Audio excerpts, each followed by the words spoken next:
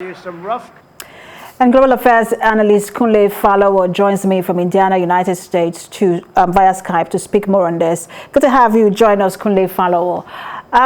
Are you surprised by President Trump's claims or repeated claims or false claims rather, that the election was stolen, and that's even after Senator Lindsey Graham said he had spoken with him and asked him not to repeat these claims, and two, just of the ovation and the warmth that he received at that conference?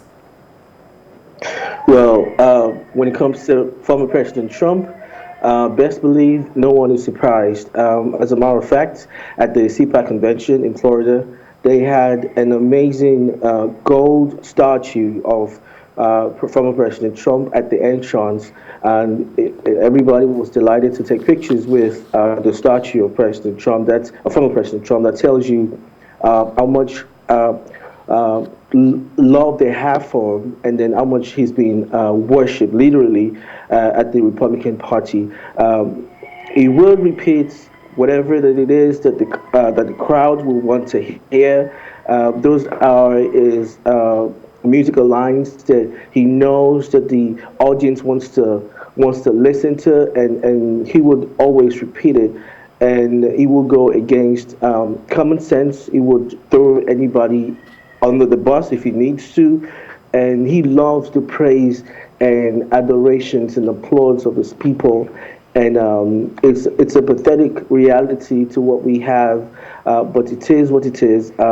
We know him for who he is, and unfortunately, the Republican Party would not sanction him for any reason, because he has the crowd, he has the people. Some of the reasons that they have that it's not making them want to say anything is they have the midterm elections coming up in 2022 and 2024, and they need this base. They need to have the support of this base for them to come back to the House or the Senate. So Trump plays a very instrumental role in galvanizing the base. What you just said about the midterms and the fact that he has the crowd, he has the base, does that explain why we're seeing this mixed messaging and flip-flop from Republican leaders like Nikki Haley, who once said that President Trump, I'm paraphrasing now, he's finished, that this is the beginning of his fall, and someone like Mitch McConnell, who had criticized him for the insurrection, now saying that he would get behind him in 2024? Well, when it comes to power, there's no permanent friend. There's always permanent interest.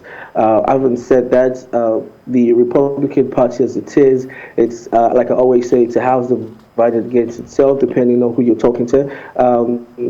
Mitch McConnell is one of the leaders, but he has a little faction on the side. But the Trump people are more people and more crowds. And by the way, Trump has been able to galvanize in such a way that he has the big pockets. He knows how to rally around and have people donate, because the politicians, they need this money to run the campaigns and do everything. The convention, as a matter of fact, costs money, and they're going to need corporate donations to come in. And who is the better person to make this work? It is from President Trump. He's loved by his base, which is predominantly Caucasians, white people.